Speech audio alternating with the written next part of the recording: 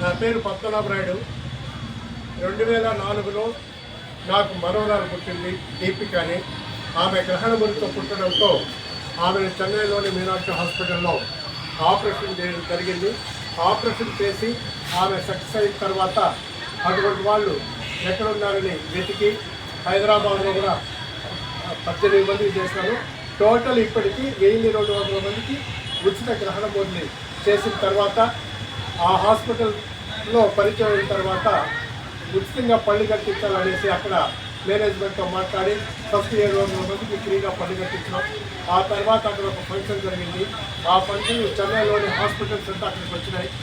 అప్పుడు నా గురించి ఆడు చెప్పినప్పుడు ప్రతి హాస్పిటల్ వాళ్ళు వచ్చి నాతో కాంటాక్ట్ అయ్యి మేము కూడా కొన్ని సర్వీస్ చేస్తామని చెప్పారు.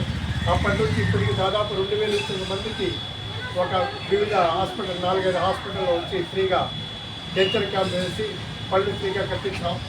తర్వాత ఇప్పుడు ఒకసారి ఒక మతి లేని వ్యక్తి ఒక కాటన్లో డ్రైనేజ్ వాటర్ తాగుతూ ఉంటే అతన్ని చూసి మా ఫ్యామిలీ అక్కడికి వెళ్ళిపోయి వారికి బిస్కెట్లు వాటర్ ప్యాకెట్ ఇచ్చి చూసినాము. మళ్ళీ నెక్స్ట్ అదేవిధంగా తాగుతూ ఉంటే మళ్ళీ అతను తీసుకొచ్చి ఆ రోజు అన్నం పెట్టడం జరిగింది. అట్లా ఒక 30 మందికి టౌన్లో వీధి తిరుగుకుంటూ భిక్షకాలకు అన్నం పెడుతూ వచ్చినాను.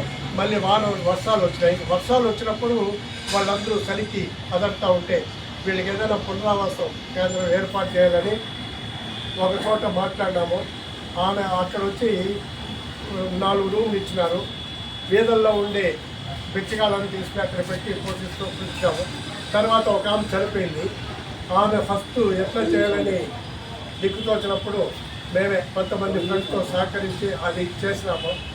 అది చేసిన తర్వాత అప్పుడు చిన్న చిన్న టీవీల్లో పేపర్లో రావడం, ఆ పేపర్లో వచ్చిన తర్వాత ఒక్కొక్కరు ఫస్ట్ మధుబాబు రెడ్డి గారు ఫస్ట్ ఆయన కొడుకు బర్త్డేకి వచ్చినారు.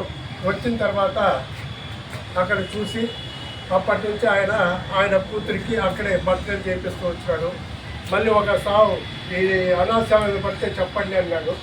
ఒకరోజు అయితే పర్వాలేదు, కంటిన్యూగా వస్తాయంటే ఎన్ని సవాలైనా పర్వాలేదని ఆయన జాయిన్ అయినాడు. తర్వాత బ్రహ్మాచారి గారు మేము అక్కడ షెడ్ వేయాలని వేసినప్పుడు మొట్టమొదట నేను వచ్చి 2 లోట్లు రాళ్ళు తోలిపించాడు. అలా పరిచయం అయ్యి ఆయన కంటిన్యూగా మాతో సేవలు చేస్తూ వచ్చినారు. తర్వాత మల్లికార్జునాచారి వీళ్ళ ద్వారా పరిచయం ఒకసారి రావడం, ఆయన కూడా ఒక సమాధానంలో పాల్గొన్న తర్వాత అప్పటి నుంచి ఆయన కంటిన్యూ అవుతున్నాడు. మళ్ళీ ప్రభాకర్ గారు ఈయన అదేవిధంగా వీళ్ళ పరిచయంతో ఆయన వచ్చినాడు. ధనమ్మ గారు వచ్చి ఈయన ఈ కార్యక్రమాలను చేస్తూ ఉంటే చూసిన తర్వాత ఎవరో చెప్పారనేసి ఒకసారి ఆశ్రమం గారికి వచ్చింది. మన ఆశ్రమంలో ఉన్నటువంటి ముస్లింలు చూసి చాలా చెల్లించింది. అప్పుడు ఒక ఆయన చనిపోయినాడు. చనిపోయిన తర్వాత ఈయన పూలు ఇస్తారని చెప్పింది. ఎంత పండుగలు కానీ ఎంత రేట్లైనా కానీ అయిపోయే దానికి అయ్యే 3000 నుంచి 4000 రూపాయల వరకు ఈమె పూలు అందిస్తుంది ఉచితంగా. తర్వాత ప్రభాకర్ పరిచయం అయినాడు. ఈ చాండి ప్రభాకర్ ఈయన వచ్చి ఆర్ట్స్ పెడుతూ ఉన్నాడు. ఈయన ఒకసారి ఫస్ట్ నేను ఇక్కడికి ఈయన దగ్గరికి విజిటింగ్ కార్డ్ చేయాలని పోయినాను. అప్పుడు పరిచయం అయినాడు. పరిచయం అయిన తర్వాత అప్పటి నుంచి ఈయన కంటిన్యూ. ఇప్పుడు నిన్నటికి 1826 శవాలు ఎత్తున్నాము. ఇందులో వచ్చి అంతకుముందు ఒక 100 శవాలు మేము ఎత్తుంటాము. వీళ్ళందరూ చేరిన తర్వాత ఆ శవదహనానికి తప్పకుండా పాల్గొంటూ ఉంటారు. మేము వచ్చి వీధంలో ఉండే వాళ్ళకి గుండు కొట్టి వాళ్లకు స్నానం చేయించి వాళ్ళకి బట్టలు ఇచ్చి అన్నదానం చేసుకుంటాము. మేము 99% వీధంలో ఉండే వాళ్ళని తెచ్చి మేము సాగుతూ ఉంటాం. వాళ్ళకి ఎవరు ఉండరనేసింది. తర్వాత మళ్ళీ ఇంకోటి ఏమైనా అయిపోయిందంటే ఇప్పుడు టౌన్లో ఒక అలవాటు అయిపోయింది.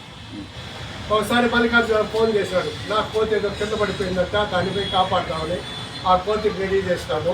మళ్ళీ కుక్క పిల్ల, ఆవు దూడలు ఏది కింద పడిపోయినా వాటి గురించి ఎవరికొకరు ఫోన్ చేస్తే వాళ్ళకు కూడా ఆ వాటిని కూడా తీసుకుపోయి ఆ హాస్పిటల్లో బాగా చేస్తాము.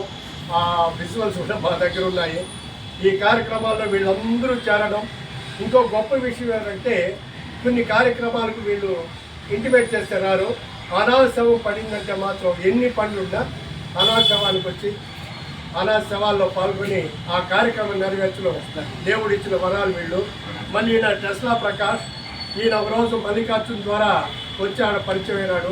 ఫస్ట్ ఆయన మాకు పరిచయం కావడమే అనాథ సవాళ్ళు ఎత్తడము.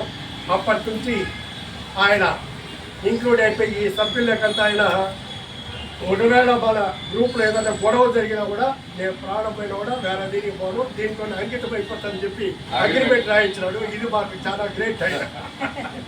కోవిడ్ టైంలో మీరు కోవిడ్ చెప్పు.